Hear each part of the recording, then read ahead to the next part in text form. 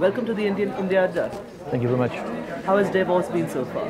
Davos has been so far very, very good, especially today where we talked about the new vision for agriculture, which is for us as Metro Cash and Carry a very relevant theme, how to make the farmer base stronger and how to get some solutions for food security and for sustainable environment, but also give the farmer a better economic base.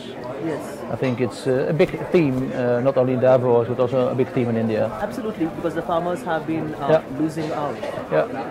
They're still very poor. Yeah. They're still going and but last year a very nice debate with the chairman of the Indian Farmer Association. And there are a number of things coming to us. I mean, we'll be with 9 billion citizens on this globe in 2050. 9 billion. That's a lot of people. That's a lot of people, and that's a lot of food needed. And you see also that the calorie intake per capita is getting up dramatically. Yes. So we have to produce even more as an average, plus the huge size of people.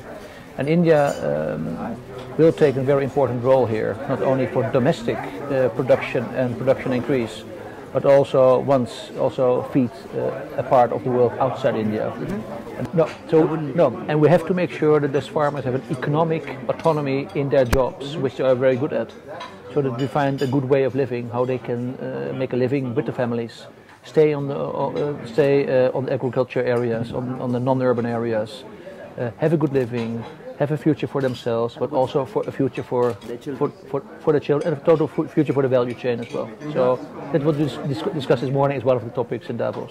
But how do you achieve that? Is that through better farming techniques? Is it through larger farms? Is it through better fertilizers, better seeds? How do you go about achieving economic parity? Yeah, it's in a combination of factors. So one thing is that we bring different stakeholders together. Mm-hmm. So that is the private sector, the public sector, and sometimes also the NGOs. Bring them together and talk about the solution, a cross-stakeholder solution. Mm-hmm. And then we don't talk about ourselves, is it Metro or is it Bharti? We talk about what is for the sector the best solution. Mm-hmm. And this is now giving farmers better financing for fertilizers, for seeds, and for education. This is system how we have through collectors in India, farmers getting together to scale up and have relevant volumes. Cooperative. Yep, and this is through governments to talk about legislation and to talk about infrastructure, what they have to organize. So this is a very collaborative approach. But also with the first initiatives in countries like Tanzania and Vietnam and Indonesia, we see already now really promising results coming up. And there's no choice, we need it.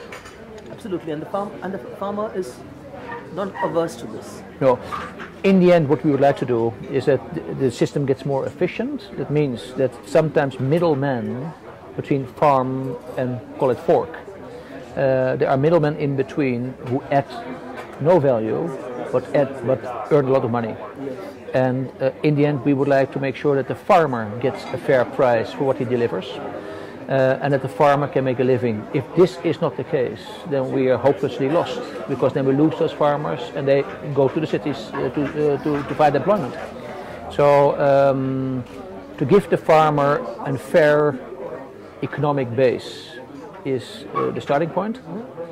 And there's plenty of value in the value chain to do so. Middlemen who do not add value but earn money, but also 40% waste of agricultural products which are in the crop but never arrives at consumer. So there's a huge room for supply chain improvements. We've been hearing a lot about better storage facilities across India. Yeah. So that's one of the things. So if you look at the supply chain, cold chain, then you talk about it starts with that the farmer produce what is demand. Mm-hmm. And sometimes the farmer does not know what the market wants from him, mm-hmm. because he has no market access and no contact. Mm-hmm. So that information flow has to improve anyhow.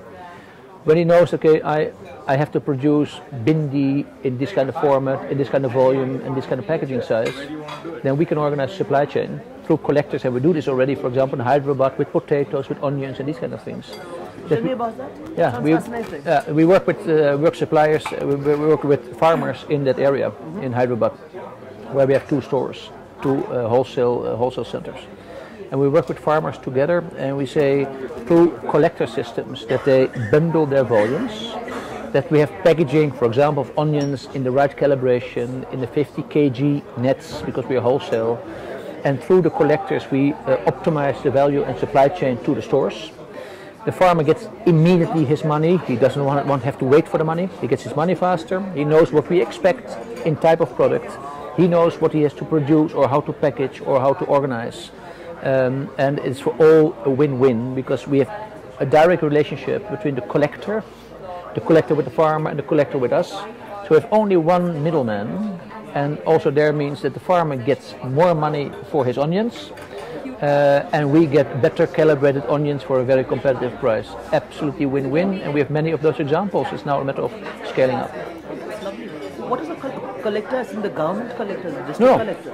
No, those are entrepreneurs. Okay. So it's a new breed of entrepreneurs. It's a private sector. It's a private sector, and you have a lot of those collectors who do this job in India now already. And we talk to those people, but we also said, if you would like to work with us, then we would like to have a very clear idea about quality, and a very clear idea about what is the interest of the farmer, that he or she gets the money. And I think that is touching the base of the total program, also the new vision on agriculture. If we don't get the base of farmers better and more healthy, we all have a food security problem. Absolutely, absolutely. In fact, we've been hearing these debates in the last 4 months, especially with the FDI being announced on retail, and farmer groups saying it is going to benefit us. At the same time, there has been a middleman backlash.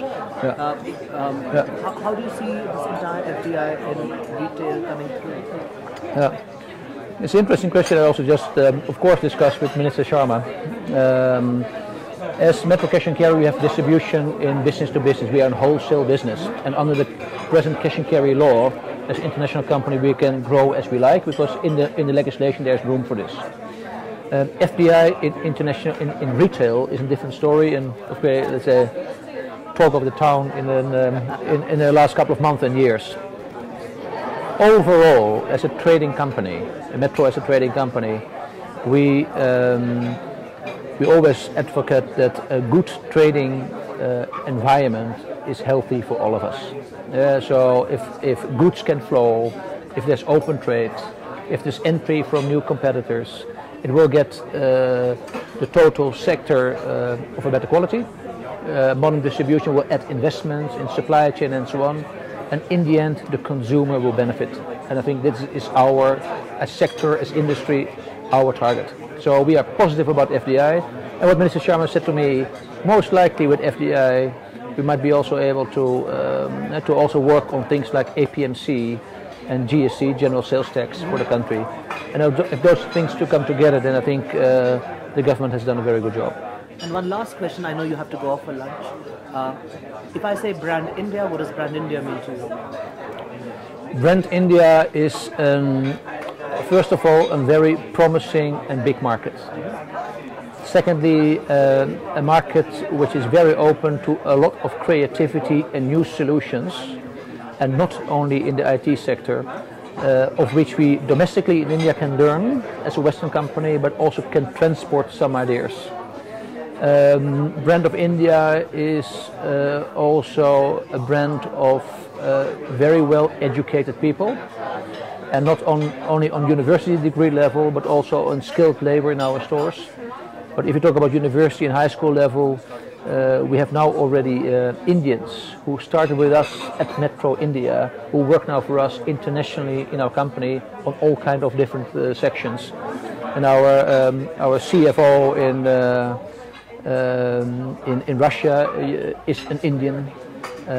Our management positions in Düsseldorf, our head office in Germany, are Indian. So it's also Brand India is also a source of very good talents. Thank you. Thank you very much as well.